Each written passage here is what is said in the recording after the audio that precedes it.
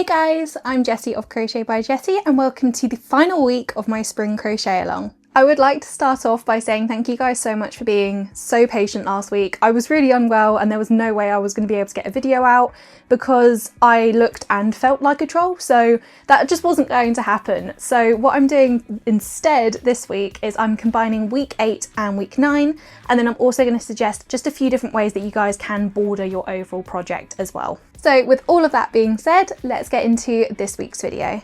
The final two sections that we are going to be going through for the end of this crochet along, you have already done these sections before, so they are more repeat sections, just because I wanted a kind of consistent feel throughout this blanket. So first of all, week 8, which was meant to be last week's video, you're going to be doing a repeat of the section of the ducklings. That pattern chart doesn't have any variation. I know the bunnies, I've said that you can do the different order for them because there's 2 types and 2 different pattern charts, but the duckling, it's just one pattern chart and it's just one direction as well. So that's kind of like a more basic, you're not going to have to worry about any changes or anything, just do exactly what you did in the previous week for the duckling. And then with the final section, we're going back to flowers again, and we're going to be looking at what we did in week 1 and week 5 just to finish it off. So that flower version, because obviously you can do it in the different order which we do for the other flower sections, that then gets repeated a total of 3 times. So it's once at the start, once in the middle, and then once at the end of the blanket as well. With the duckling pattern chart, you'll just be following it to a T. You don't need to do any amendments because you've already started the project. That is fine. But with the flower chart, you're going to do what you've done in a previous flower repeats where you skip the first row and you just work from the second row onwards, which is the green single crochet row. So that is all of the information that you really need for the actual construction of your project.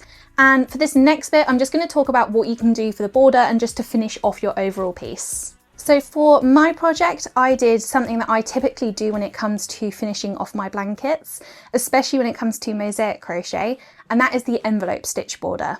The reason I think that this is such a good method just to finish off your work is it means you do not have to weave in the crazy amount of loose ends that you guys probably have at this stage in your project. The basics on how to do an envelope stitch border is essentially you just do a row of stitches going around the overall piece. I tend to do double crochet for this. You then do another row behind it, so they join up like this on either side of your project, and you do another row of double crochet going all the way around. And then what you do is in between this space, this section here, you just put and tuck in all of your loose ends, and then using a stitch like a single crochet or a half double crochet, I tend to do half double crochet just because I prefer how it looks. You then close up that border, kind of like the whole envelope, you're closing the envelope with all of the loose ends in the middle, and it just leaves you with a really, really nice polished result. And yeah, it does take a while. However, I'd much rather do that than weave in all of my loose ends personally. Another method which I have heard people do as well, which I need to do myself for a project because I think it would be really, really fun, and basically go and get a really lovely fleecy material and make sure you size it to the size of your project, and then you can just attach it on the back and tuck in all of the loose ends in that same swoop essentially. There are a few different ways you can do it. You can literally just do it straight away once you finish your work and just try and make it neat. But I would personally recommend just doing a border of double crochet, maybe just going all the way around just once. So the first step of the envelope stitch border, but just not completing the rest of it. And then I feel like if you do that, then it pushes the loose ends to the back anyway, so it makes it even cleaner for when you do attach the fabric on the back. But I've seen quite a few people do that with projects. I think I have seen it specifically with mosaic crochet as well. So I know it does look good and it can save you quite a lot of time. So that's another worthwhile thing to do. Plus, to be honest, you may just really enjoy fleecy blankets and fleecy kind of duvet, that kind of thing. I know I do. So it would just be nice because you've got the design, the handmade aspect, but then also the comfort from the fleece aspect as well. I think that is it for all of the explanation for the last part of the crochet along. If you guys do have any more questions, do not hesitate to put them in the comments below. I will answer them as well and as thorough as I can.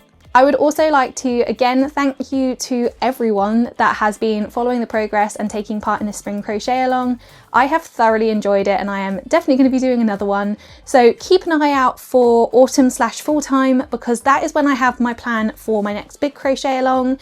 If I can get any done in between now and then, I definitely will.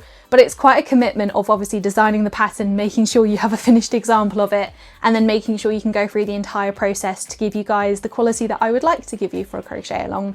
So yeah, keep an eye out. I've already got my ideas together for the autumn/spring crochet along, and I will definitely be keeping you guys in the loop as to any updates that I have for that as well. As always, if you guys have enjoyed this crochet along and you're not already subscribed to my channel, please consider subscribing as well as pressing the bell to be notified when my next video is up. Thank you guys so much for watching, and I will see you in my next video or my next crochet along. Bye!